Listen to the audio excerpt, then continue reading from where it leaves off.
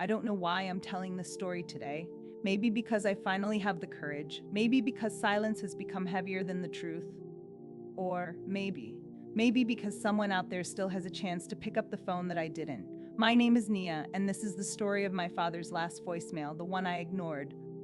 The one that still plays in my mind without me ever pressing play. My father and I were not strangers, but we were also not close. We lived in the same house, ate at the same table, breathed the same air, but we never really talked. He was a quiet man, the kind of father who loved from the corners of the room.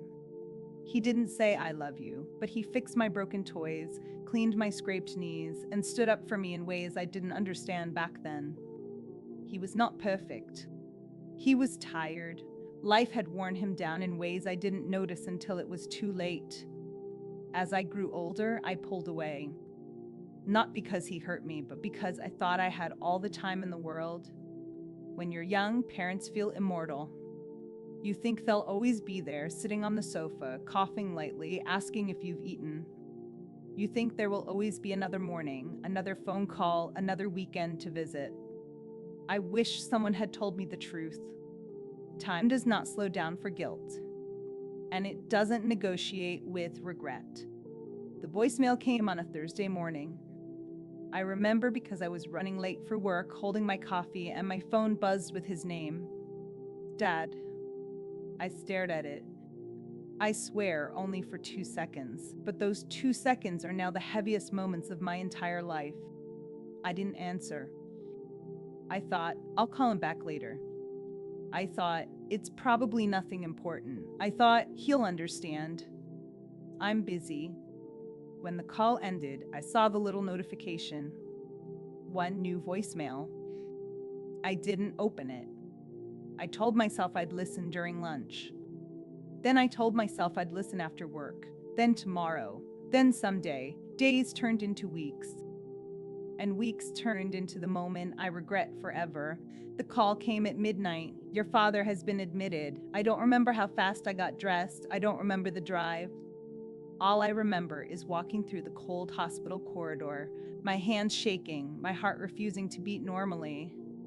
The nurse led me into a room, and there he was, my father, hooked to machines, eyes closed, chest rising and falling slowly, like it was fighting gravity. I stood there frozen, because I suddenly realized something. I didn't know this version of him. The fragile one, the quiet one, the one who finally needed me. The doctor said he had a stroke. They were doing everything they could. I sat beside him, held his hand, and said the first words I should have said years ago. Dad, I'm here. But he didn't respond. He didn't even know I came. A few hours later, I got the message I feared but wasn't prepared for. He didn't make it, just like that. No warning, no goodbye, no second chance. And then, out of nowhere, I remembered it, the voicemail, the one I never listened to. I sat on my bed that night, staring at my phone, hands trembling. My father's name was still saved with the little heart emoji I added years ago. I pressed play, and I heard his voice. Weak, gentle, familiar, but tired. Nia, it's Dad. I just wanted to hear your voice today. I hope you're okay. I know you're busy. I miss you. Call me when you can, okay? Take care, Beta. That was it. 22 seconds. 22 seconds that shattered me more than anything in my entire life. He wasn't asking for help. He wasn't asking for anything dramatic. He just wanted to hear my voice. And I didn't answer. If I had picked up that call, maybe I would have heard the signs. Maybe he wouldn't have felt alone that day. Maybe he wouldn't have ended the call sounding like he was swallowing pain between words. Or maybe nothing would have changed. But at least I would not have to live with this hole in my chest. Grief is strange. It doesn't come all at once. It comes in waves, sometimes soft, sometimes violent. Sometimes I'm washing dishes and suddenly I hear his voicemail in my mind. Sometimes I wake up from sleep because I swear I heard him call my name. Sometimes when my phone rings, my heart jumps for a second, like it remembers a world where he still existed, Regret is a heavy companion.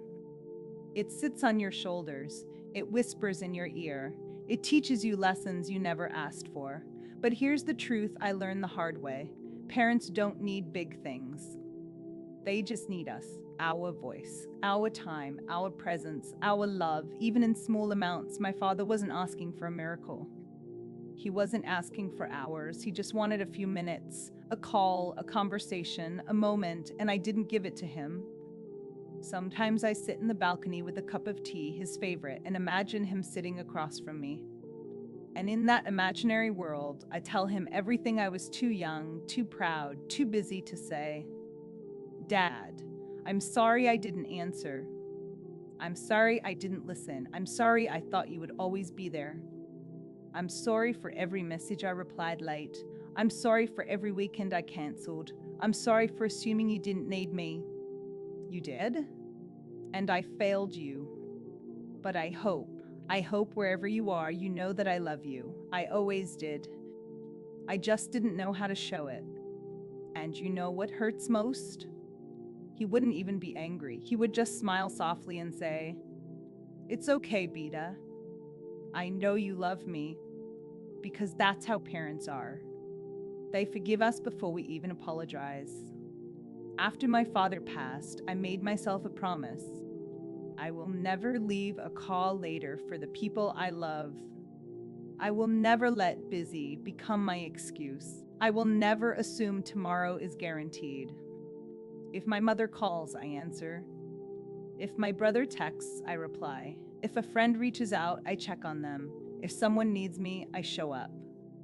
Because the truth is simple. One day, someone's last message will come, and we don't get to choose when, but we do get to choose whether we show up now. If you are listening to me right now, please don't make my mistake. Call your parents, call your father, call your mother, call your grandmother, call anyone whose absence would destroy you. Pick up the phone, send the message. Show up.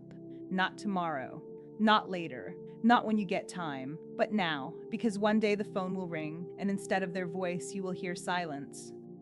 And silence is the loudest sound you will ever hear in your life. I'm not telling this story for sympathy. I'm telling it because someone out there still has a chance I don't. And if even one person calls their father today, or listens to a voicemail, or says I love you, or picks up a call they usually ignore, then maybe my regret will become someone else's blessing. Maybe my pain will save someone else's heart.